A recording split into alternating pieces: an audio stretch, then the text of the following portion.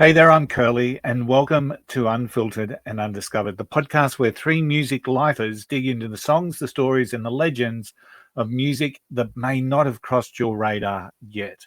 But if you're new here, let me set the scene. I'm the punter, the guy who swears that the best music, the best Australian independent music, was in 1986. I've got the record collection to prove it.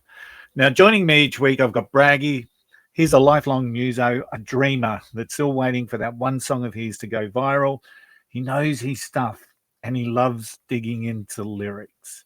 And of course, we've got Rossy. Rossy, the roadie, the manager, and the guy with a story about every band that's ever plugged into a pub PA system anywhere from Perth to Parramatta. Together, we get unfiltered with the best undiscovered artists across Australia and occasionally the world. And occasionally, we also talk a whole lot of rubbish around artists that we already love. Let's get into it.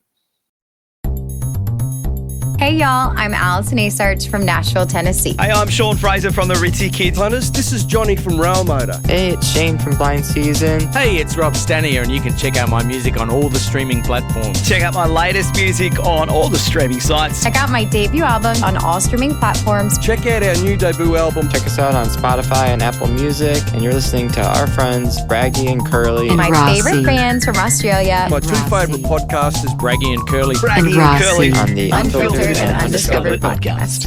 And Rossy. All right, let's get started. Hey there, everyone. It's Curly here, and welcome to episode 206 of the Unfiltered and Undiscovered podcast. Usually, we're three old blokes with one obsession, and that's music that matters. But unfortunately, we are missing Braggy. He's gone part-time again on us, Rossy. So it's two old blokes, and we've got a young, talented female artist that we've dragged off the bench to take Braggy's spot.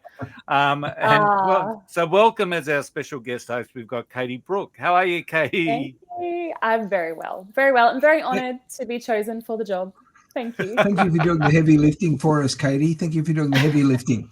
Yeah.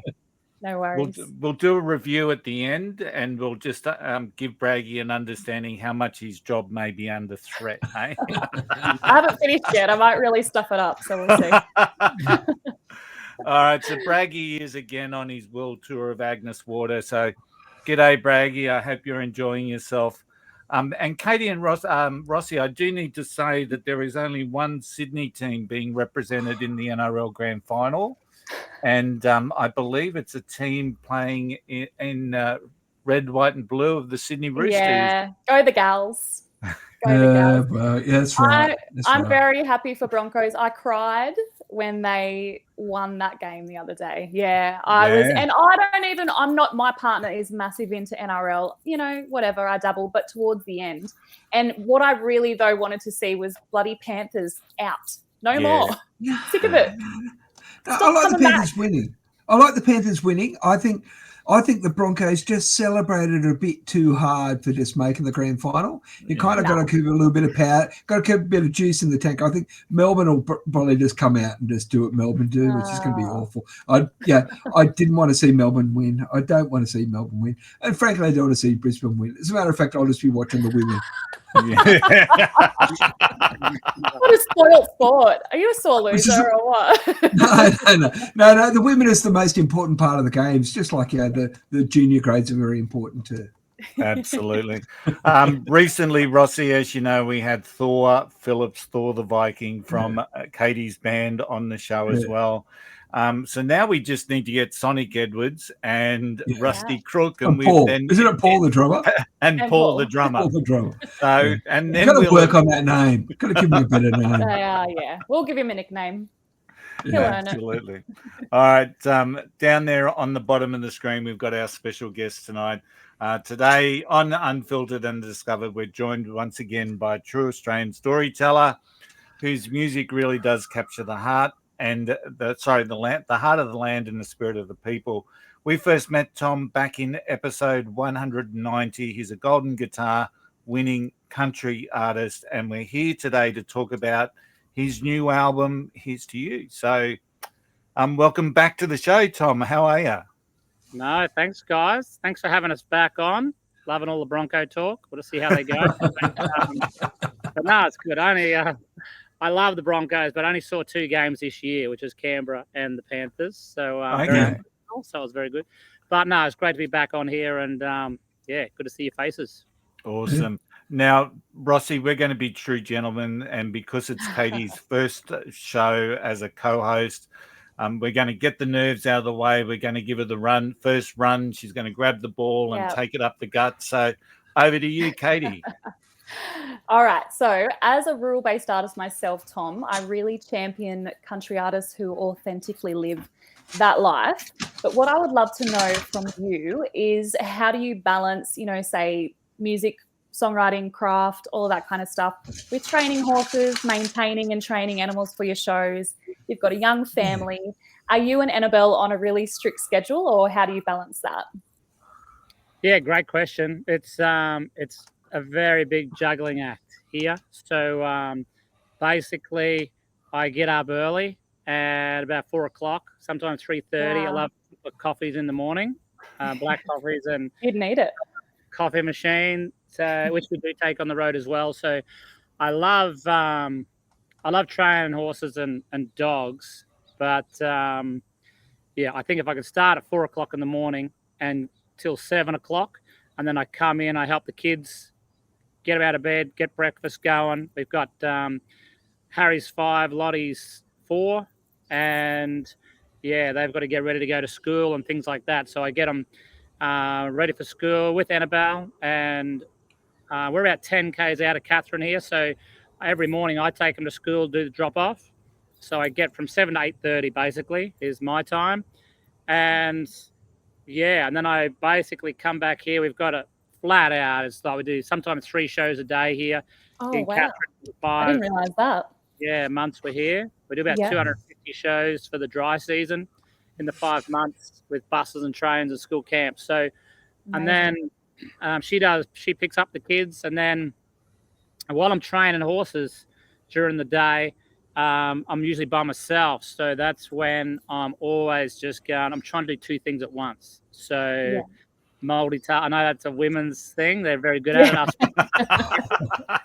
So I'm always riding or training a horse, but I'm also going, man, where's a lyric? Where's a song here? I was going to say, does that take you on that songwriting journey? Because I know when I'm kind of in that mechanical mode, either with horses or driving, or when you kind of switch that part of the brain off, lyrics can come through. So that does happen for you? Yeah, definitely. It's I used to just try to do it organically and say, I'll just wait till it's in my head and it's all right. Yeah. But now I'm going, mate, you've only got this much time. And especially on tour for 7 months, I used to just be in the truck by myself, and that was awesome. I'd go, right, turn that radio off, turn off Spotify, let's just practice. And then my wife got my kids and put in truck seats or kids seats in the truck. So they're now in the truck with me. And so it's been a very big juggling act for absolutely snacks for them, their lunch, their snacks, their headphones, their iPads. But I've since got my own earphones, and I pretend I can't hear them. But I said, no, it's my time, my headspace now, and teach them then to be a little bit patient as well. So I'm training them as well as the dogs. Yeah, absolutely. And it's working really well, but it's still very much every day. I've got to spend enough time with every night. I then read a book to my kids. And I ask them the best thing they do every day and what they're looking forward to tomorrow.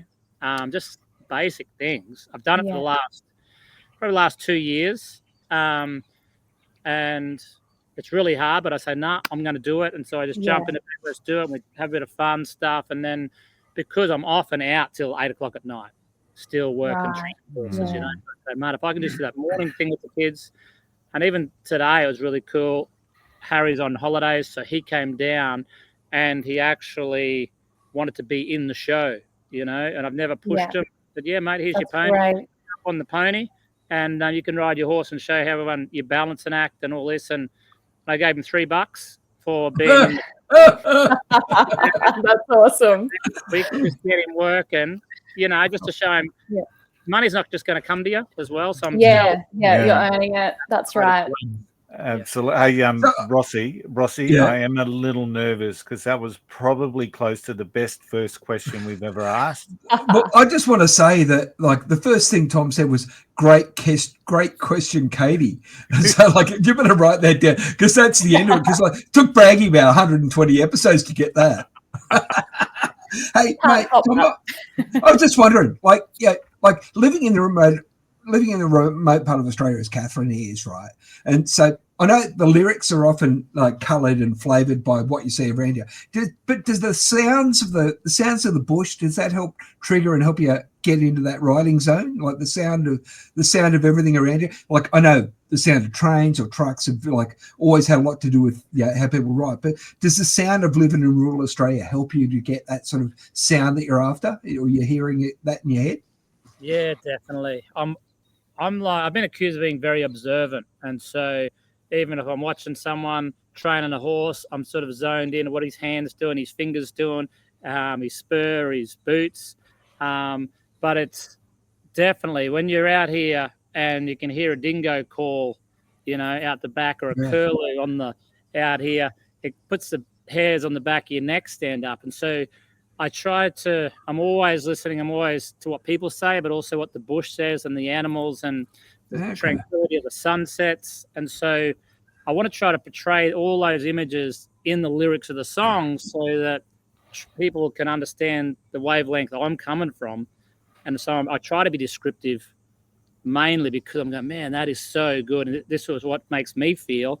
So if I can translate that over into a song or a lyric, and people then connect with that because they've been traveling or they've seen it on TV or something, I think that's the kicker for me, Yeah, it sounds awesome. Tom, your album just starts off with Good Life, but it's just got a very positive, optimistic, warm sort of emotion all the way through it. So is that indicative, I guess, or was that an intentional thing that you wanted to bring out with the album, that it's warm, that it's optimistic, there's some real positive, some real hope that sort of sits in the album? Yeah, I think from traveling, this will be our 10th year traveling, around for 7 months at a time. And I just think that all the people that come to our show do about 65, 70 shows every year. And the people that come to those shows, a lot of people are just very happy, awesome. We've got a show we're going to, and they're very pumped up. Others, because I've sort of analysed the heck out of body language with horses and dogs, I'm zoning in onto how they're feeling as they come through, as a family, kids, the mother, the husband, the granddad out the back. And so I'm sort of reading them, and a lot of them are sort of disheveled and they're a bit down in the dumps, for whatever reason, out living this day out there on the land. So I thought, well, if I can just keep instilling hope through my music and keeping it a really fun atmosphere, so all these people are going to connect with through the animals, through the music, through the lyrics, from toddlers right through to the granddad that got dragged along here that hasn't been off his place for 12 months because he's so got the blinkers on and just trying to get, they get stuck in a rut. I want him to start at least tapping his finger, on his chair, kicking back while he's listening to a bit of music, So if I came out and started singing a sad song about the drought, a lot of these people, would just go away, So I'm there for what I've recognized. If I can just instill, recharge them, revitalize them, and turn them on their head and say, man, holy heck, how great was that? Brought the community together. We caught up with old Joe, and old Fred down the road was suffering exactly like I was for the last 12. I didn't realize he was thinking the same, or, I think it really empowers them and it recharges them. They go back out revitalized to tackle another 12 months, And I think through my music, that's what I'm trying to do. So yeah, just like I love the stories about your show, and like I've got a vision in my head about how your show goes. Yeah, but there's that old show business adage of never work with children or animals. We lost Tom. Just with animals and working with animals, horses and dogs. What's the craziest thing that's happened to you with the horses and dogs in the show? Name it. So I've been bucked off horses. Dogs have run out into the crowd and eaten fairy floss, and goats have run up on the stage and I'm trying to sing songs and things like that. So it's absolutely turned things on their head, run into umbrellas and into prams, and you just got to act like it happens all the time, even if it's the first time, and just keep it cool and just part of the show. Get it back, part of the show. Keep it rolling, and people just love it, Thankfully, nothing happened, but It's a bit like that jazz thing that if you make a mistake and you play it again, then they believe that it was meant to be there. Yeah, totally. And so many things go wrong, but I just act like it's all part of the show, and that's what really. It's not really a polished show. I'm just training dogs, horses all the time. I've got no idea, and it keeps it fresh for me as well, And every crowd's got a different atmosphere, different vibe, something. So you sort of just roll with it and have fun. I completely believe you'd be unflappable. I don't know. Up to you, Katie. What else was I thinking? Oh, I wanted to ask you about one of the songs, Bucket Baby, and the story behind it. I found that so interesting. And you wrote that with Luke O'Shea. Was that a personal, is that just a story that you'd heard and you'd thought, oh, that'd be a great song, or is that something personal? Yeah, no, I met this old fella down in southern WA. He was down there called Ross Fraser. He's about 85 now. And he's called Bucket. And at the camp draft down up just near Boyup Brook, Main Up, down over there, it's called the camp draft. And yeah, he told me this story about how his mother rode 8 days pregnant over 3 rivers, croc-infested rivers, into Derby Hospital, gave birth. They thought he was dead. They threw him in a bucket. He started kicking. They pulled him out of the bucket. And his mother went to a hospital in Carnarvon. He got raised up in an Indigenous community out there. His dad was a drover, and so he grew up on the side of a camel in a tea chest because that was really sad to live. Yeah. So, he was there, grew up with them and catching goannas and barramundi. And years later, he took his own wife back up there to find that Indigenous lady who became his mum, who raised him up. And I said, well, what did she call you? Because by then everyone was calling him the Bucket Baby or Bucket. Yeah. And he said, well, she never called me the Bucket Baby. She just called me son. Oh, amazing. Yeah. I just thought, I got goosebumps when I heard it. And I just thought, I love those songs that are just rich in story. And that was one of them. There's a few on that record. It's beautiful. And that was one of the ones I thought I really need to ask about this because it painted it all just perfectly. Yeah, absolutely. Hey, Tom, you love a female collab, right? So you've got Ashley, you've got Sarah, and of course you've just released Here's to You with Laura Frank, one of another friend of the podcast. What goes? How do you choose those collabs? Because they all seem to work, and they all seem to work in a different way.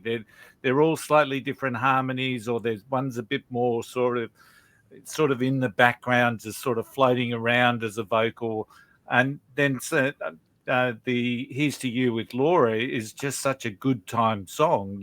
I could imagine you and Laura up on stage boogieing along to that one. So what goes into how you choose who you collaborate with? Because it just seems to work when you do it.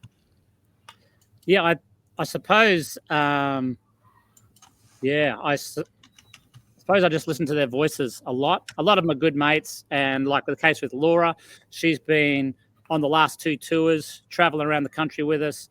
And she's got that sort of pink sassiness vibe in there, bit of gritty stuff, bit of attitude.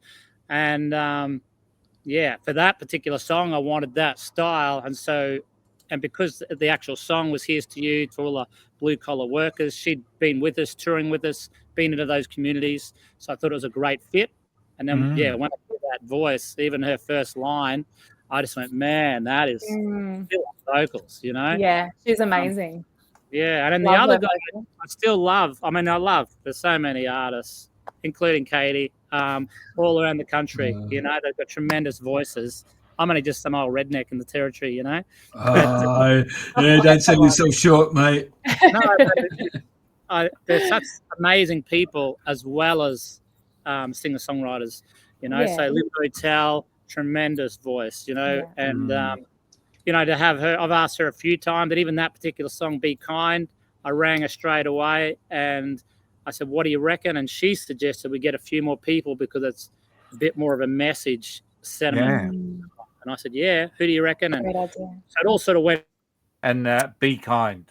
Yeah, so we did a bit more of a collaboration style. And my producer, Garth Porter, he's very open to ideas and my ideas. And I say, listen, mate, I've been traveling. I reckon we need this or this song and this type of song for the album. This is okay.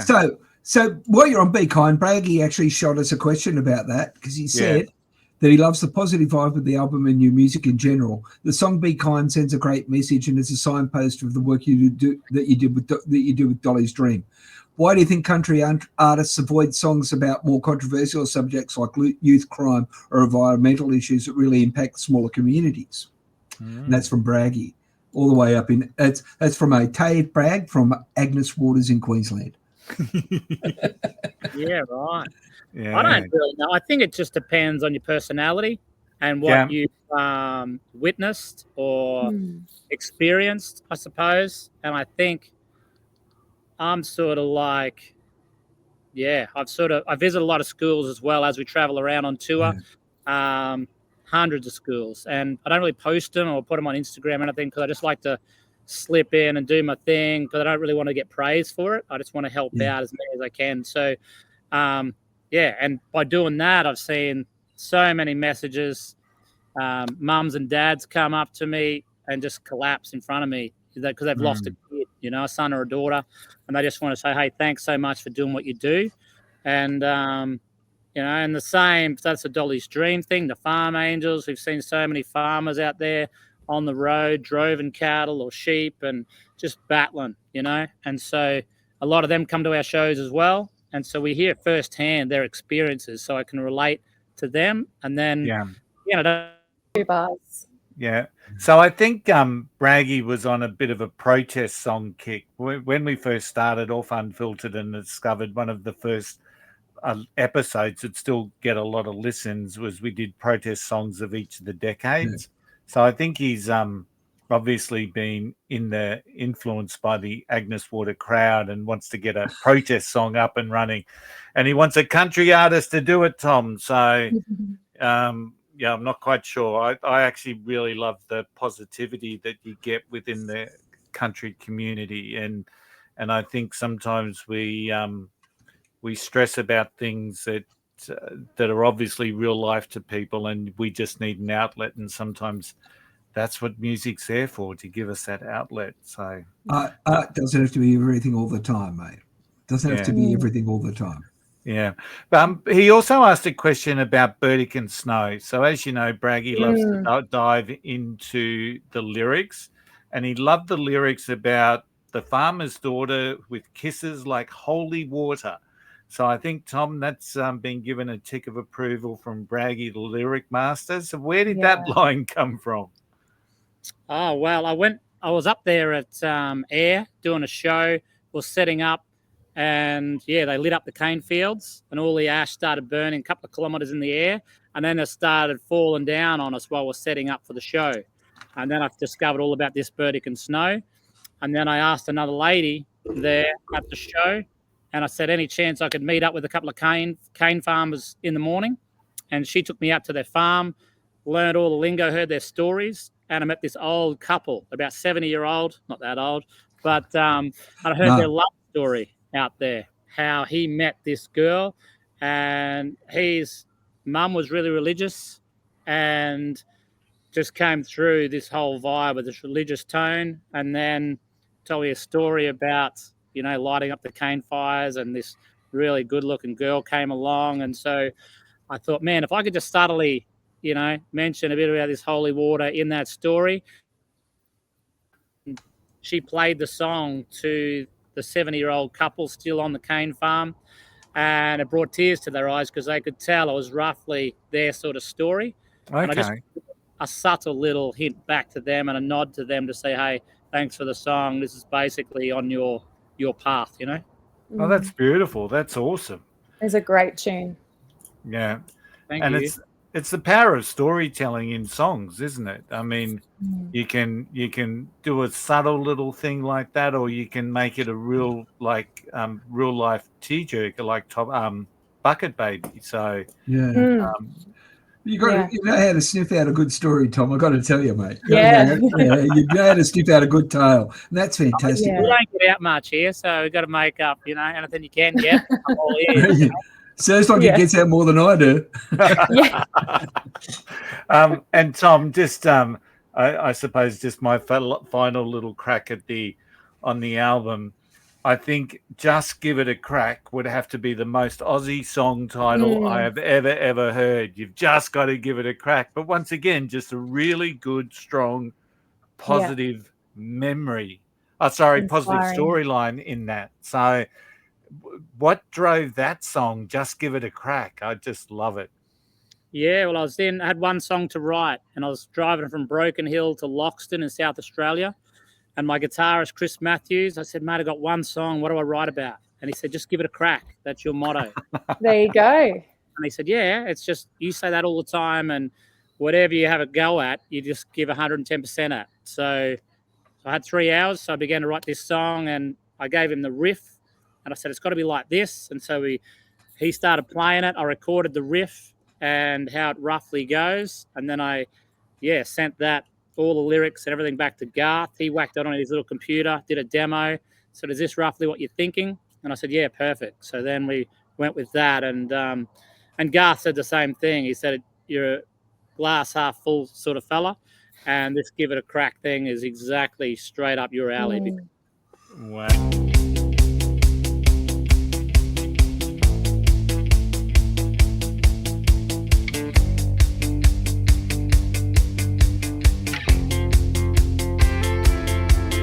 Well, I heard him say he was too afraid to give it a try.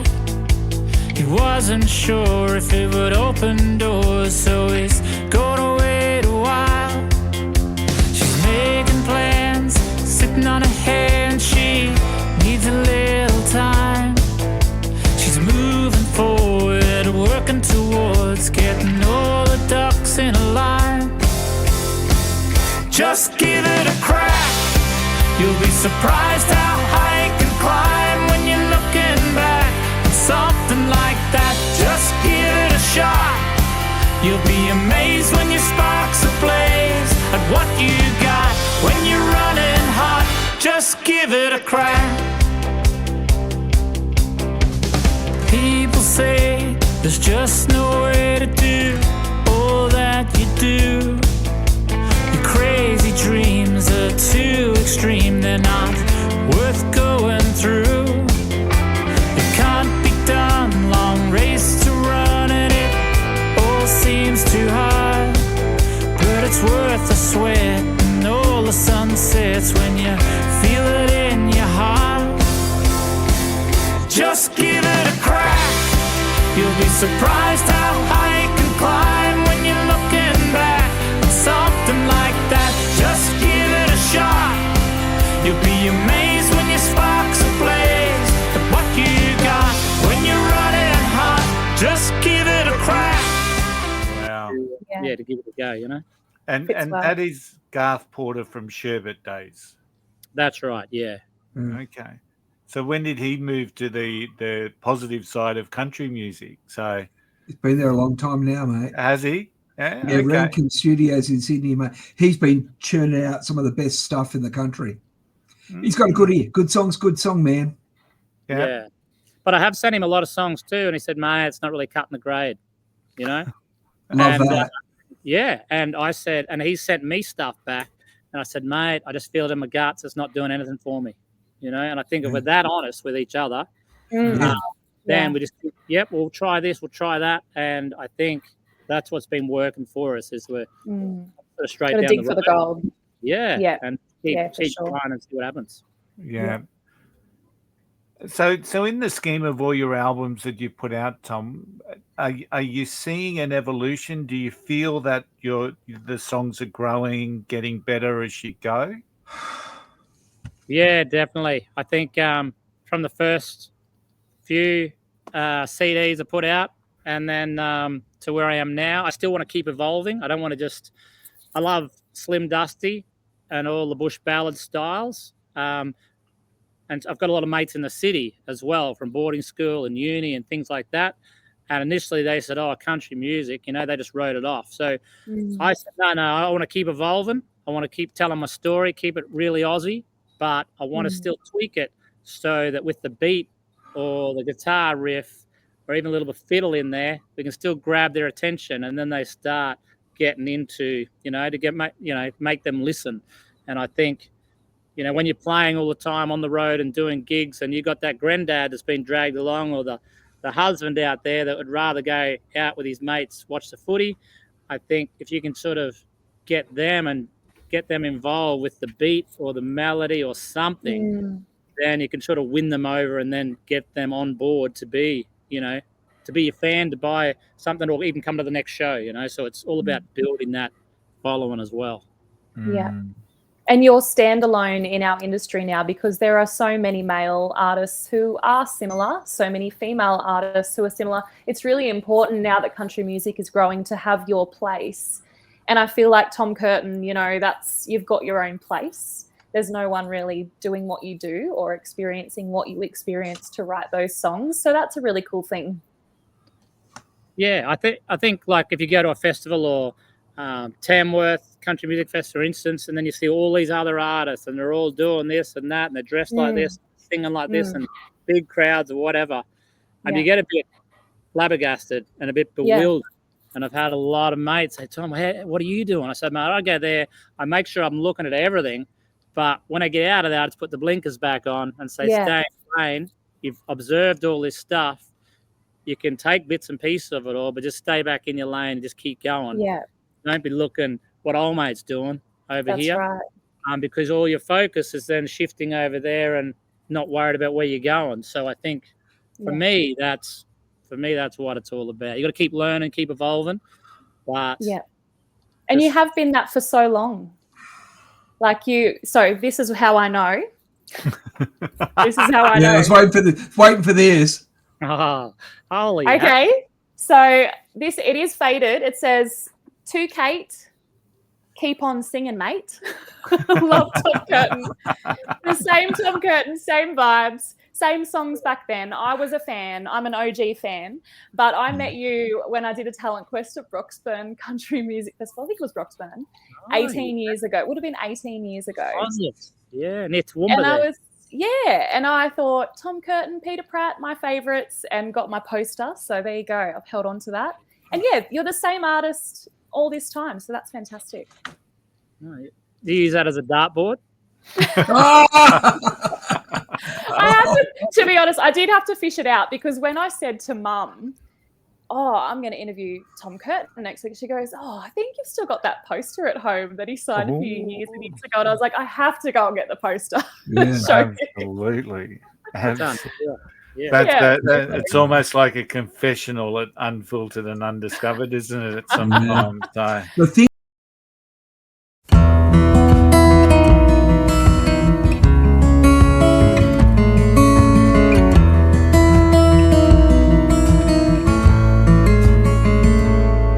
Crisscrossing this country now, through cities and one-horse towns, singing my songs, ticking along, still on the road somehow.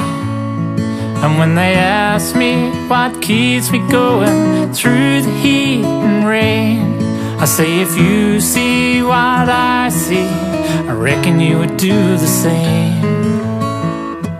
When you see a father lose a daughter, breaking down in front of you, and a mother starts a hugging, and you're holding her without a clue.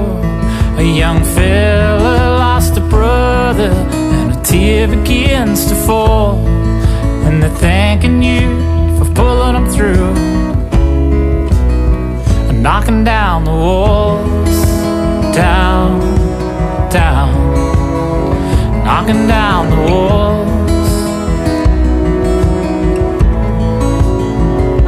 The things we learn, Curly, the things we learn. Yeah, absolutely. But that's pretty cool. Very cool. High five to that. How is the album going for you? You're happy with the response? You're getting good airplay? What's working? And the metrics are hard to gauge. We're getting getting great feedback. I think it went to #1 on the ARIA charts for album sales for the first week. Excellent, man. Wow, that is great. That's wow. Yeah. We're sitting. It's the first time we've entered all that, and then we I think it's sitting about #5 at the moment in the sales. So, it's I just wanted to do it just to see where we sat, with our followers and people, because we've got about, I think, 40,000 email addresses each time we travel to. We gain email addresses around the country, and I think also is with the tourism business up here, we're also working into the marketing side of things. So not only you got to write songs and sing them and get the right songs, but then you've got to be able to market yourself. And I'm a bit of an introvert. I honestly hate doing all the social media, but my wife and all the crew here are always up me. Hey, get in front of give him something to say now about something. And so it's a massive thing to put yourself out there. I always feel uncomfortable, but I'm always trying to interview other people to get the spotlight off me onto them, because they're doing amazing things as well. So, I think it's a great thing, the marketing as well. And when we go on tour, it's and I don't expect overnight success. I think you've got to do your time, enjoy what you're doing, and enjoy this whole journey. I know everyone talks about journey, but I love waking up early. I love training dogs and horses, and then to share that with other people and songs, and to be able to do all this on the road. I'm very, very grateful, and we just keep ticking away one day at a time. I don't sort of try to break any records, but I think, if I can help people out all the time, just quietly along the way, I don't want any limelight. I'm just trying to build up other people's daily routines as they travel through their life as well. And you see a lot of kids coming through here, and so, I'm always trying to be a better person and help other people out as well. And I think in the long run, it'll all come back around in good karma, Yeah, cool. I saw a meme the other day of a performer like jumping off stage, and it's like Superman ripping off his Superman suit, putting the suit back on, leaving stage and becoming his social media manager. Then he's becoming his road crew. Then he's becoming his driver. Then he's becoming, and then he's becoming, and then he's becoming. And that's the way it is for performers these days. They used to have teams doing all this stuff. You guys are doing it all by yourself. And I know how very hard it is for all of you. If you don't like doing it, I know it's shit. But man, you come across perfect for this, because you seem authentic, right? That's what it is. That's how you come across. It's authentic, and that man, that's gold. You can't sell that. You can't buy that. Yeah, no, that's true. And I think you got to. That's what I mean. You got to keep blinkers on in your own lane and stay true to yourself. Like when I first began singing years ago around the campfire, 2001, I think I first started. There's 10 other blokes around the campfire. They were hammering me to sing every night, and every song I write now, I'm going, well, if I sang it to those 10 fellas around the campfire, are they going to believe me, or are they going to like the song? Or are they just going, mate, you're not there anymore, you're shifting weight. So I think same thing. You just got to keep evolving, but make sure you're still roughly where you want to be, Yeah. You're anchored down in that authenticity, which leads to the connection that you're getting. So, yeah, it's awesome. Yeah, it's awesome. So, Tamworth this year, are you looking at becoming a multiple Golden Guitar Award winner, Tom, at all? Would that be a bit of a icing on the cake for the year that you've had, getting the album nominated as a Golden Guitar? Oh, look, it would be awesome. But as I said to my wife, I'm not really holding my breath. I said, don't even get excited or think we're going to get a nomination. We're just going to get let down.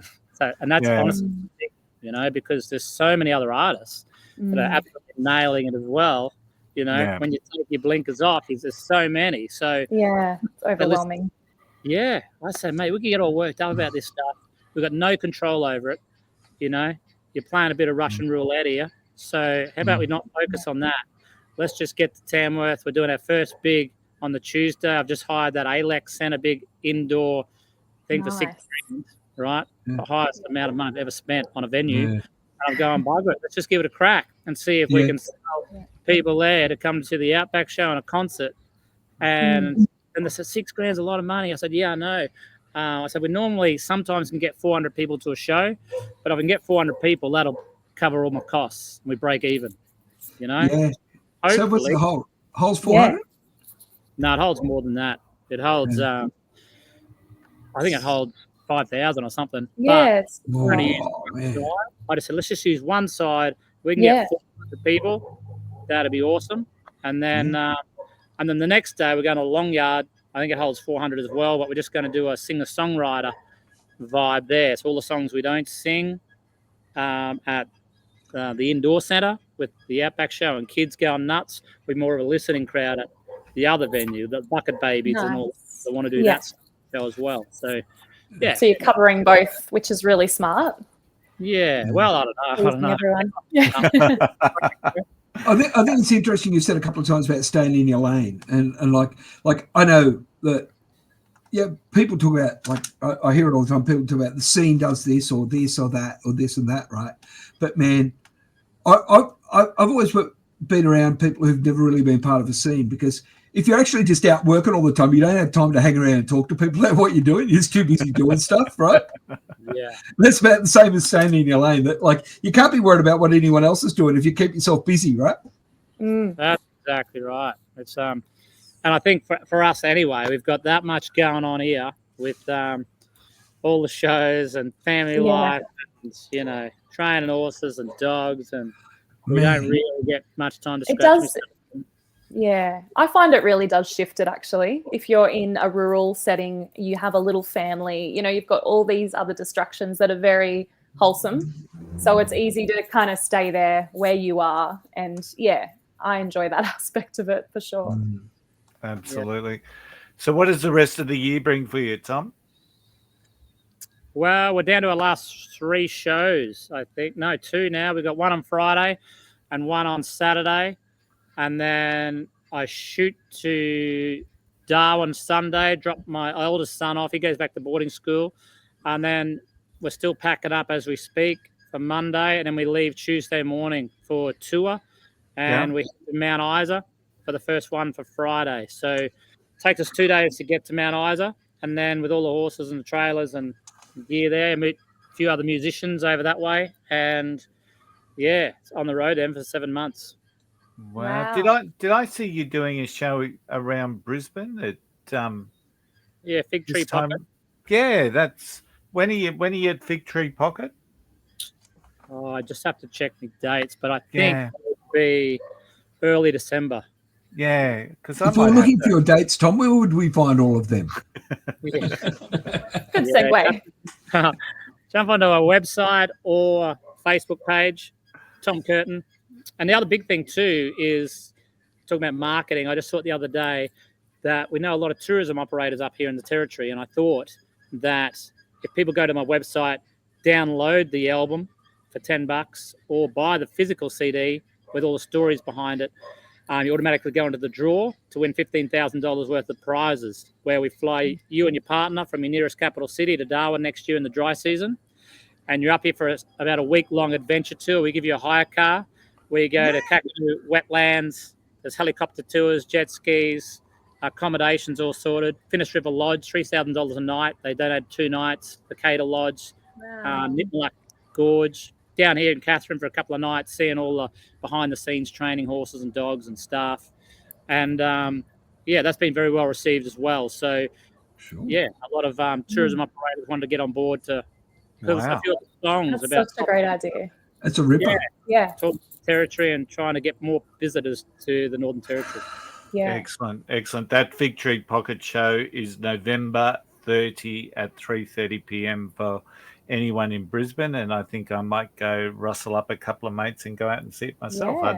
Yeah. It'd be awesome to see it. So I think casinos on the list too for Northern Rivers people in my area. I did see early January because I thought, I wonder if I'm home to go and watch it, because I've never seen one of your shows, heard all about it.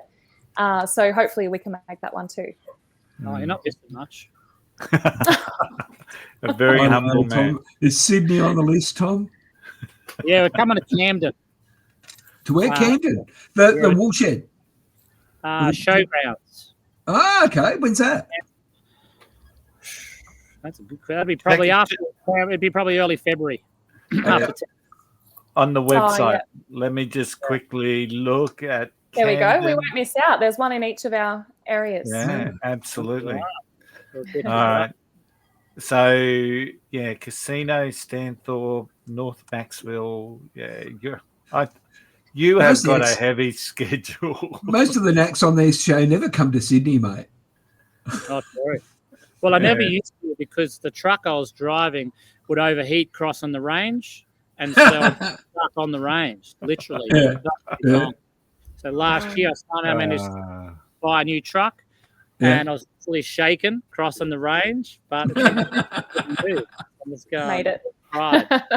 Now how stressful!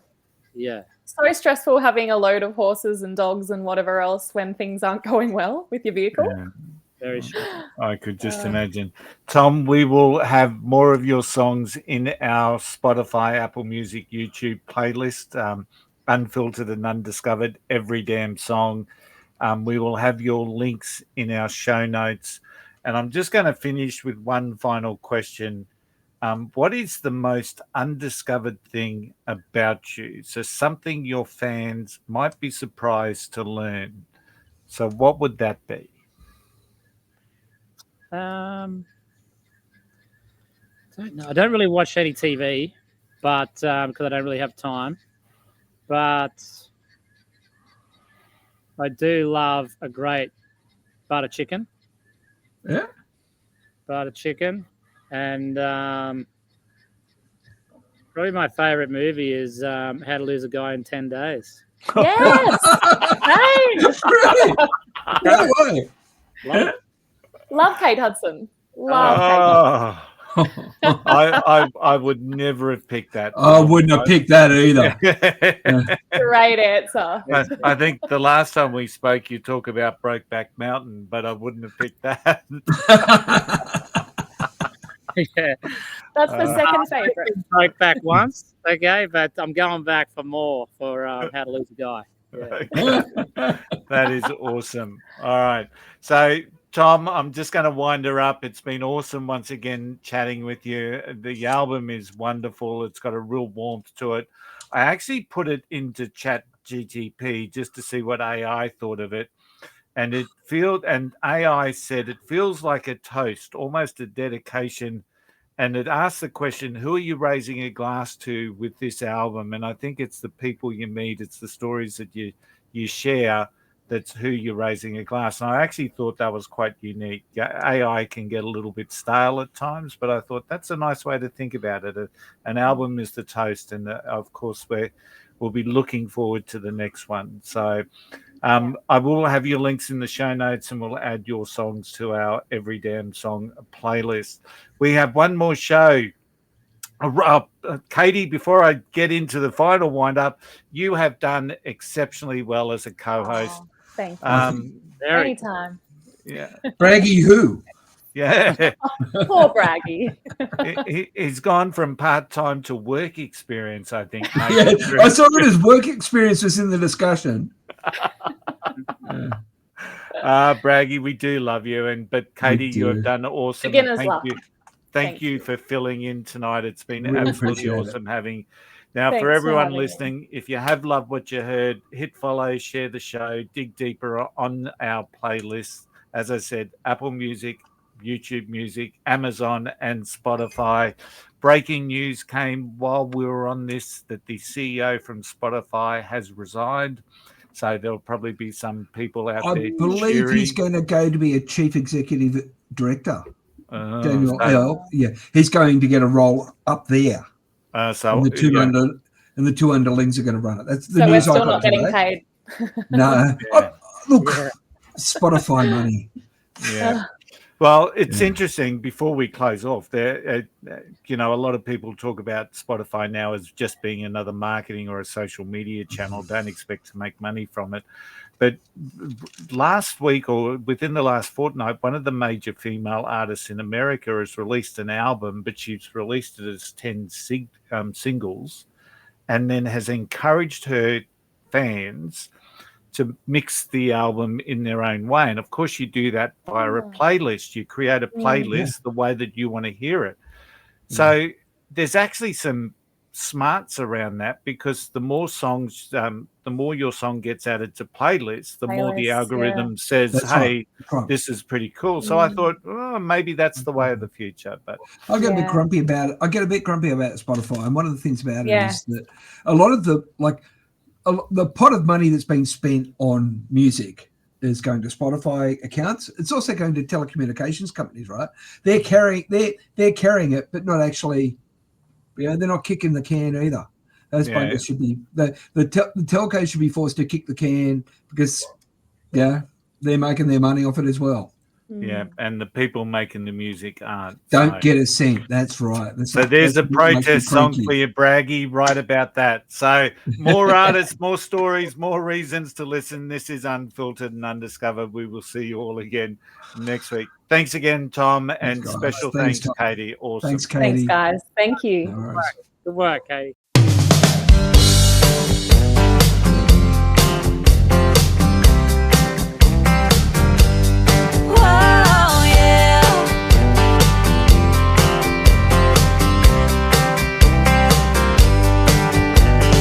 Grew up in the sticks, long days in the dust. Had to duck and weave on that old school bus. They said he didn't have a chance, he wouldn't make a team, but he never stopped believing, now he's living the dream, yeah. She grew up on a horse where the river gonna lead. Long days in the saddle, wearing out jeans. She got bucked off hard, she had to walk 10 miles. Showed up back at the yards with a bruise and a smile. Here's to the sons and daughters, the blue-collar roots, who got their teeth in the heat in their working boots. Here's to the crew out here, proud and strong, living out life like a country song. We raise them high when the day is through. Here's to them, here's to us, here's to me, here's to you. Here's to us, here's to me, here's to you. They moved out the wrap for this episode of the Unfiltered and Undiscovered podcast. If you've liked what you've heard, please do us a favor. Hit follow, leave a rating, and share it with a mate who needs some new music and a little bit of laughter in their lives. We're all about discovering the songs that actually mean something. So if you're into raw talent, great stories, and music that hits you right in the guts, you're in the right place, and we'd love to see you back again next week. Don't forget our Spotify playlists. Every damn song, every track we've ever talked about, rising female country artists, and undiscovered covers. And just now, they're not just available on Spotify. You'll also find them on YouTube Music and Apple Music as well. Now, we will be back next week with more music, more stories, and probably some more arguments. But that's what keeps us unfiltered. We'll see you next week.